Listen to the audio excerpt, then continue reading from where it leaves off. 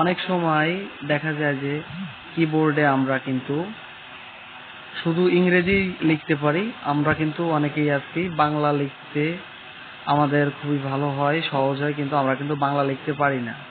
বাংলা লেখা যায় কিন্তু এখানে দেখা যায় এইখানে অভ্র লেখা আর এখানে ইংলিশ। তো আমরা ইংলিশ সিলেক্ট, আমরা কিন্তু এখানে অভ্র লিখে আমরা কিন্তু ঠিক মতো বানানটা লিখতে পারি না, যার জন্য অনেকের অসুবিধা হয়, অনেকের কিবোর্ডে হয়তো বাংলাটা সিলেক্ট করা না। তো এগুলো সিলেক্ট করার জন্য আপনারা সম্পূর্ণ ভিডিওটা দেখবেন, একটু স্কিপ করবেন না, যার জন্য আপনারা এগুলো কিন্তু শিখতে পারবেন না। আপনারা সরাসরি প্লে স্টোরে ঢুকবেন, সার্চ বারে যাবেন, ফার্স্টে যেটা দেখা যাচ্ছে রেডমি কিবোর্ড, তো আপনারা এখানে কিবোর্ডে ক্লিক করবেন।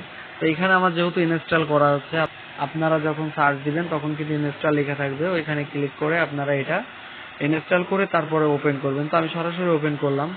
ওপেন করার পর ফার্স্টে দেখতে পাচ্ছেন আমি ঢোকার সঙ্গে সঙ্গে আমার এখানে কিন্তু এরকম থাকবে। তো আমি এখানে আমার অনেকগুলো হয়তো উল্টো পাল্টা আছে, যার জন্য আমি ঠিকঠাক মতো কিন্তু ব্যবহার করতে পারতেছি না। তো আমি যদি এখন এগুলো আমার ঠিক মতো করা লাগবে, তো আমার এখানে ইংলিশ এবং অভ্র সিলেক্ট হয়েছে। এখন আমি যদি প্রভাতটা সিলেক্ট করে দিই তাহলে কিন্তু আমার কোনো সমস্যা হবে না। আমি এই প্রভাতে ক্লিক করে দিলাম, আমি মেসেঞ্জারে আসলাম। মেসেঞ্জারে আসার পরে আপনারা দেখতে পাচ্ছেন যে এখানে কিন্তু বাংলাও আসতেছে।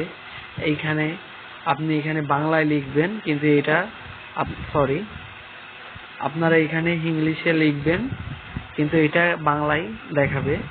এবং এখানে দেখতে পাচ্ছেন সম্পূর্ণ ইংলিশ। তো আপনারা আশা করি ভিডিওটা সম্পূর্ণ দেখেছেন এবং বুঝতে পেরেছেন যে কিভাবে লেখায় অসুবিধা হলে আপনাদের কি করতে হবে। আশা করি সবাই বুঝতে পেরেছেন। যদি ভিডিওটা ভালো লেগে থাকে একটা লাইক, একটা কমেন্ট এবং একটা সাবস্ক্রাইব করে দিবেন, যাতে করে পরবর্তী ভিডিওগুলো বানাতে আমরা উৎসাহিত হই। ধন্যবাদ সবাইকে।